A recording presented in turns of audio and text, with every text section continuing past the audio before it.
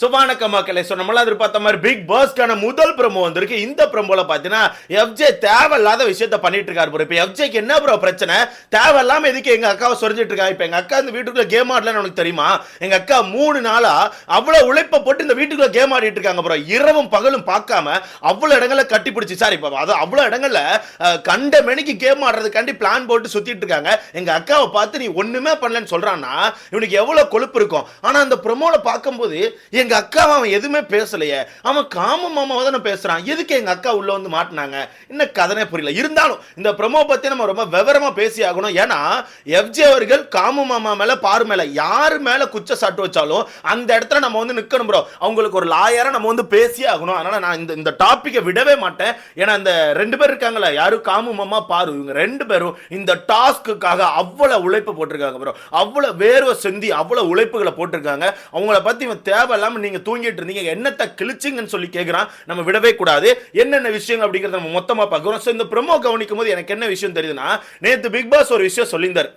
நான் அப்பப்போ வீட்டுக்குள்ள பஸ்ஸர் அடிப்பேன். பஸ்ஸர் அடிக்கிறப்பெல்லாம் நீங்க எல்லாருமே லிவிங் ஏரியால வந்து உட்கார்ந்து உங்க டீம்ல இருக்க ஒரு டம்மி போட்டியாளரை இந்த டாஸ்க்கை விட்டு வெளியேற்றணும்னு சொல்லியிருந்தாங்க. அதாவது உங்க டீம்ல இருக்க ஒருத்தர் இவர் வந்து இந்த கேரக்டரையும் சரியா பண்ணல, இந்த டாஸ்கையும் சரியா பண்ணலன்னா யாரை சூஸ் பண்ணுவீங்களோ சூஸ் பண்ணி அவங்கள இந்த டாஸ்க்கை விட்டு வெளியே தூக்கணும்னு சொல்லியிருந்தாங்க. அந்த வகையில் எனக்கு தெரிஞ்சு எஃப்ஜே ஆல்ரெடி தூக்கிட்டாங்க. ஏன்னா எஃப்ஜே வந்து சட்ட துணி இல்லாம தான் சுத்திட்டு இருக்கான். அவன் நார்மல் சட்டைக்கு மாறிட்டான். ஓகேவா? ஸோ அந்த வகையில் திருப்பி 2வது பஸ்ஸர் அடிச்சிருக்கும் நான் நினைக்கிறேன். அப்போ இன்னைக்கு வந்து 2 பஸ்ஸர் அடிக்க நினைக்கிறேன். அப்போ முதல் பஸ்ஸர்ல எஃப்ஜே தூக்கியாச்சு. 2வது பஸ்ஸருக்கான டிஸ்கஷன் போயிட்டு இருந்திருக்கு. இதுல மாத்தி மாத்தி ஏதோ பேசிட்டு இருந்திருப்பாங்கன்னு நினைக்கிறேன். நம்ம கேப்டனான நம்ம ரம்யா இருக்காங்கல்ல, அவங்க எல்லாம் எந்திரிச்சு ஏதோ பேசிட்டு இருந்திருக்காங்க. அப்போ பேசிட்டு இருக்கும்போது அந்த தூங்குற டாபிக் வந்திருக்கு. அப்போ நம்ம டீம்ல பார்க்க போனீங்கன்னா இவங்க தான் அதிகப்படியா தூங்கி இருக்காங்கன்னு சொல்லிட்டு எனக்கு தெரிஞ்சு விஜய் பார்க்கான டீமுக்குள்ள பேசியிருப்பாங்க. அதாவது டீம் ஏக்குள்ள பேசியிருப்பாங்க. அப்படி பேசும்போது நம்ம பாரு சும்மா இல்லாம அவுட் ஆகி போன எஃப்ஜே பிடிச்சி இழுத்து பேசிட்டாங்க. தேவையாக்கா உனக்கு சத்தம் வாயை வச்சுட்டு சத்த காட்டாம இருக்கா மாட்டியா? அவன் தான் அவுட் ஆகி வெளியே போயிட்டானே. அவன் தான் சட்ட துணியை மாத்தி பின்னாடி நின்னுட்டு இருக்கான். தேவையில்லாம நீங்க தூங்குறதெல்லாம் பத்தி பேசுனீங்கன்னா இவரு 3 நாள் தூங்கிட்டு தான் இருந்தாங்கன்னு சொல்லிட்டு எஃப்ஜே பார்த்து நம்ம அக்கா சொல்லிட்டாங்க. அவ்வளவுதான். அங்கதான் நம்ம அக்காக்கான வாழ்க்கையை வந்து ஒரு திருப்பு முனையை பார்க்குது. ஏன்னா எஃப்ஜே வந்து அவுட் ஆகி வெளியே நின்றுட்டு இருக்கான். அவன் சட்டத்திலேயே மாத்தி நின்றுட்டு இருக்கான். தேவையில்லாம அக்கா வந்து எஃப்ஜே பார்த்து தூங்குறான்னு சொல்லி சொன்னோன்னே தூங்கு முடிஞ்சு டென்ஷன் ஆயிட்டான். எஃப்ஜே தூங்க தான் செஞ்சான், இல்ல நம்ம சொல்லவே முடியாது. அவன் வந்து டீமுக்குள்ள பேசிட்டு இருக்கும்போது அப்படி பண்ணுவோம் இப்படி பண்ணுவோம் தூக்குறோம் பறக்குறோம்னு சொல்லிட்டு பயங்கரமா பேசுவான். நைட் ஆனா ஒரு முக்கில் உட்காந்து நெக்லசி அப்படின்னு சொல்லி தூங்கிட்டு இருப்பான். அந்த வகையில் அவன் ஒரு தூங்க முடிஞ்சான், இல்லைன்னு சொல்ல மாட்டேன். ஆனா அவனை சொரியக்கூடாதுல்ல, அவனை தேவையில்லாம சொரியக்கூடாது. நீங்க ஒரு போட்டியாளர் தான், இல்லைன்னு சொல்ல மாட்டேன். இருந்தாலும் அந்த சக போட்டியாளர் வந்து அவுட் ஆகி வெளியே போய் நிற்காரு. அப்போ அவுட் ஆன ஆளை வந்து நீங்க தேவையில்லாம இழுக்கக்கூடாது. அதனால எஃப்ஜே என்ன பண்றேன்னு அங்க வந்து இருந்து நீங்க தூங்குறத பத்தி பேசுனீங்கன்னா நீங்க எல்லாம் என்னத்தை கிழிச்சிங்கன்னு சொல்லி கேட்டான் ப்ரோ. டக்குன்னு கேட்டுவிட்டான். அவனுக்கு எவ்வளவு கொழுப்பு இருந்தா நம்ம காம மாமா பார்த்து நீ என்னத்தை கிழிச்சன்னு சொல்லி கேட்டிருப்பான். இங்க நீங்க நல்ல ஒரு விஷயத்தை கவனிக்கணும் ப்ரோ. நம்ம எஃப்ஜே வந்து பேசுனது காம மாமா மட்டும்தான். காம மாமா மட்டும் தான் ஃபர்ஸ்ட் வந்து பொதுவா சொல்றான், நீங்க என்ன கிழிச்சிங்க அப்படின்னு சொல்லிட்டு காமோ பார்த்து நீயும் தான் தூங்கிட்டு இருந்த, நீ என்ன பண்ண, நீ என்ன கிழிச்ச அப்படிங்காங்க. அப்ப காம மாமா பொறுத்தவரைக்கும் உங்களுக்கு தெரியும்ல, அவரு லட்டு சாப்பிட்டு பீம் பீம் பீம் சோட்டா பீம் மாறு அப்படின்னு நிக்கிறாப்ல. அப்ப அவர் என்ன பண்ணிட்டாருன்னா, இவன் என்னடா நம்மள சொல்றதுன்னு சொல்லிட்டு என்னத்தை கழிச்சா, நீ என்னத்தரா கழிச்சா பிளட் ராஸ்கல், நீயே தூங்கிட்டு தான்டா இருந்தான்னு சொல்லிட்டு அண்ணன் டென்ஷன் ஆயிட்டாப்ல. ஆனா என்ன, அண்ணனுக்கு ஒரு விஷயம் தெரியாதுல்ல, ஆப்போசிட்ல இருக்கால் டம்மி கிடையாது, ஆப்போசிட்ல இருக்கால் வந்து கொஞ்சம் கிராக்குன்னு சொல்லிட்டு. ஏன்னா எஃப்ஜே பொறுத்தவரைக்கு வீட்டுக்குள்ள இருக்க எல்லாரும் சேர்ந்து பைத்திய மாதிரி கத்தினாலும் அவன் வந்து அப்படியே நிற்பான். அவன் அந்த இடத்துல அப்படியே ஸ்டாண்ட் பண்ணி நின்று திருப்பி சண்டையை தான் போடுவான். அந்த வகையில் நம்ம காமு மாமா வந்து எஃப்ஜே பார்த்து நீ என்ன கிழிச்ச, நீ இந்த வீட்டுக்கு என்ன கிழிச்சன்னு சொல்லிட்டு மாமா டென்ஷன் ஆனோன்னு அந்த இடத்துல எஃப்ஜே ஒரே வார்த்தையில முடிச்சிட்டான். என்ன சொன்னான் தெரியுமா? நான் ஒன்னும் கிழிக்கலப்பா, சரிப்பா நான் தூங்கிட்டேன், நான் 3 நாள் தூங்கினேன், அதுக்கு தான் நான் அவுட் ஆகி வெளியே நிற்கேன், நீ என்ன கிழிச்ச, நீ இந்த வீட்டுக்கு என்ன பண்ண நான் சொல்லிட்டா. பாருக்கு முழு நேரமா சப்போர்ட் கொடுத்துட்டு இருந்த, பாரு கூட உட்காந்து பாருக்கு நீ சப்போர்ட் கொடுத்துட்டு இருந்தே தவிர உன்னோட ஆட்டம் வெளியே வரல, நீ ஆடவே இல்லை அந்த டாஸ்க்னு சொல்லிட்டு அவன் ரொம்ப கரெக்டா தான் ப்ரோ பேசுறான். அவன் தப்பா பேசல. இங்க நம்ம வந்து எஃப்ஜே தப்பு சொல்லக்கூடாது. அவன் என்ன சொல்றான்னா, நீ இந்த டாஸ்க் ஆடுறதை விட்டுட்டு முழு நேரமா பாருக்கு உட்காந்து பாருக்கு ரொம்ப சப்போர்ட்டிவா இருந்துட்ட, பாருக்கு ரொம்ப சப்போர்ட்டிவா பேசிட்டு இருந்த, இவ்வளவுதான் சொன்னான். அவன் மற்றபடி இந்த ஸ்மோக்கிங் ஏரியாவுக்கு போறதோ சும்மா அங்க கெட்டி பிடிச்சு நிக்கிறதோ அந்த மாதிரி விஷயங்களை பேசல. அது அவன் பேச மாட்டான். அவன் பேச மாட்டான்னு வச்சுக்கோயேன். இருந்தாலும் அந்த இடத்துல அவன் சொன்னது என்ன, நீ வெறுமனைக்கு பாருக்கு மட்டும் சப்போர்ட் கொடுக்குறப்பா, வேற எதுவுமே பண்ணலப்பான்னு சொல்லிட்டு அவ்வளவுதான் சொன்னான். பின்னாடி நம்ம வினோத் அவர்கள் பார்வை பிடிச்சி தள்ளி விடுறாப்புல. எவ்வளவு பேர் கவனிச்சிங்க பிரமுல? வினோத் தள்ளி விடுறாப்போ அப்போ பேச அப்படின்னு சொல்லிட்டு பார்வை தள்ளி விடுறாப்புல. உடனே பார்வை வந்து இருந்துட்டு என்ன பேசுற, நீ என்ன எதுக்கு இழுத்து பேசுற, என்ன எதுக்கு இழுத்து பேசுற, என்ன பத்தி இழுத்து பேச உனக்கு என்ன இருக்கு, என்ன பத்தி நீ எப்படி இழுத்து பேசலான்னு சொல்லிட்டு அக்கா கேட்கறாங்க. அக்கா கிட்ட இந்த இடத்துல நான் ஒரு கொஸ்டின் கேட்கணும். இதே மாதிரி தானே நேத்து நைட்டு அரோரான்னு ஒரு பொண்ணு என்னோட பர்சனல் திங்ஸ்ல உனக்கு என்ன பிரச்சனை, உன் வேலையை பார்த்துட்டு போன்னு சொல்லும் போது நான் இங்க ஒரு சக போட்டியாளர், நான் இப்படித்தான் கேட்பேன், நான் ஒரு கண்டஸ்டன்ஸ், நான் இப்படித்தான் பேசுவேன், உனக்கு என்ன பிரச்சனை, நான் இங்க தான் இருப்பேன்னு சொன்னீங்க. அப்போ இங்க எஃப்ஜே கேட்கறதுக்கும் ரைட்ஸ் இருக்குல்லக்கா. ஏன்னா நீங்க எஃப்ஜே பார்த்து இவரும் 3 நாள் தூங்கிட்டு இருந்தாருன்னு சொல்லிட்டு அவனை பார்த்து கை காமிக்கும் போது அவன் உள்ள வந்து நீ ஒண்ணுமே பண்ணலடா காமு, அவளுக்கு தான் சொம்பு தூக்கிட்டு இருந்தேன்னு சொல்றதுக்கு அவனுக்கும் ரைட்ஸ் இருக்குல்ல.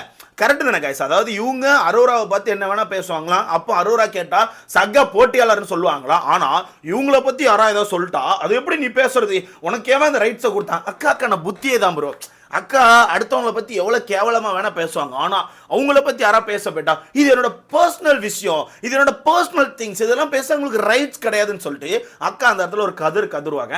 அப்ப அதே மாதிரி தான் இங்கே கதறாங்க. பட் என்ன பொறுத்தவரைக்கு அவன் ரொம்ப நியாயமா தானே பேசினா. காமோ பார்த்து காமோ நீ டாஸ்க் ஆடலடா, பாருக்கு ரொம்ப சப்போர்ட்டிவா இருந்தேன்னு சொல்லிட்டு அவன் கரெக்டாக தானே பேசுறான். இப்போ நீங்க நல்லா கவனிங்களா, அவன் சொல்றதுல நிறைய மீனிங் இருக்கு ப்ரோ. அவன் என்ன சொல்ல வரானா, உன்னோட காதலுக்கு நீ வந்து உண்மையா இருக்க, எப்படி உன்னோட காதலுக்கு நீ உண்மையா இருக்க அப்படிங்கிறத அவன் அப்படி சொல்லாம சொல்றான். இதுல தேவையில்லாம அக்கா போயிட்டு என்ன பத்தி பேச உனக்கு இது கிடையாது, நான் என்னென்ன கேம் ஆடினேன் தெரியுமான்னு சொல்லிட்டு அக்கா கடந்து கத்திட்டு இருக்காங்க. அதுவும் அந்த கடைசியில் ஒரு கத்துனாங்க பாரு, என்ன பத்தி பேசுவாங்க அப்படின்னாங்க பாருங்க. நல்லா மிரண்டுட்டேன். ஆனா சத்தியமா சொல்றேன் ப்ரோ, நான் ஒரு ப்ரோமோ ஒரு 20 தடவை பார்த்தேன். 20 தடவை பார்க்க எனக்கு ஒரு மாதிரி வேற லெவல் போங்க அப்படின்னு மாதிரி தான் இருந்துச்சு. உங்களுக்கு எப்படின்னு தெரியல ப்ரோ, எனக்கு அப்படி ஒரு மாதிரி காலங்காத்தால நல்ல ஒரு விஷயம்டா அப்படின்ற மாதிரி நல்லா இருந்துச்சு ப்ரோ. சத்தியமா சொல்றேன், ஒரு 20 தடவை ப்ரோமோவை ரிட்டன் பார்த்துட்டு தான் குளிச்சுட்டு வந்து இந்த வீடியோ பேசுறேன். இங்க அக்காக்கான ஆட்டத்தை பத்தி நம்ம கண்டிப்பா பேசியாகணும். ஏன்னா அக்கா வந்து அந்த இடத்துல தனியா சண்டை போடுறாங்க, நம்ம தான் சப்போர்ட் கொடுத்தாகணும். ஸோ அக்காக்கான ஆட்டத்தை சொல்றேன் கேட்டுக்கோங்க. அக்கா இந்த டாஸ்க் ஆரம்பிச்ச முதல் நாள்ல இருந்து காமுவை பிடிச்சி கெட்டி பிடிச்சி டான்ஸ் ஆடி சுத்திட்டு இருந்தாங்க. ஒன்று இதுவும் டாஸ்க்ல தான் வரும் ப்ரோ. ஏன்னா அவங்க 2 பேருக்கும் பெண் கேரக்டர் கொடுத்துருக்காங்க.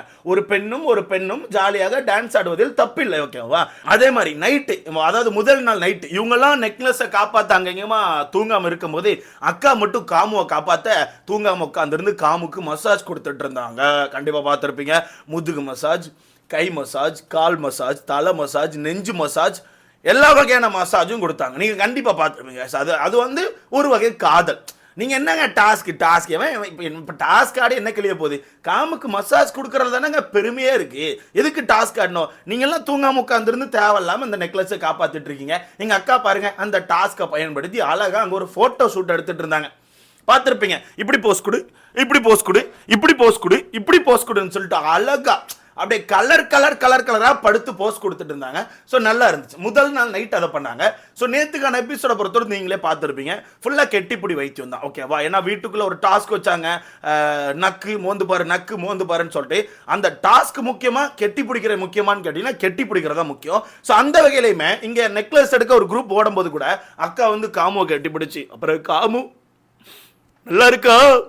நல்லா இருக்கியா அப்படின்னு சொல்லிட்டு அக்கா ஆக்டிவிட்டி ஏரியால இருந்து கெட்டி பிடிச்சிட்டு தான் இருந்தாங்க. ஸோ அந்த வகையில் அக்கா அங்கேயும் டாஸ்க் ஆட தான் செஞ்சிருக்காங்க, ஓகேவா? அது ஒன்று. அப்புறம் நேற்று நைட்டு பார்த்தீங்கன்னா இவங்கெல்லாம் எப்படியாச்சும் போர்வையை போட்டு அந்த செயின் எடுத்துடலான்னு சொல்லிட்டு பிளான் போட்டுட்டு இருக்கும்போது அக்கா மட்டும் அரோரா அட்டாக் பண்றாங்க பாருல. அரோராவை அடிச்சு அள வச்சுட்டு வெளியே வந்து காமு மாமா மடியில படுத்திருந்து என்ன மாதிரி உதடுகள் சொல்லிட்டு அக்கா வர்ணிச்சு பேசிட்டு இருந்தாங்க. எவ்வளவு பேருக்கு தெரியும்? கண்டிப்பா லைவ் பார்த்துருப்பீங்க. அக்கா படுத்து கிடந்து வர்ணிச்சு பேசி அவங்களுக்கான வாழ்க்கையை பத்தி ரொம்ப விவரமா பேசிட்டு இருந்தாங்க.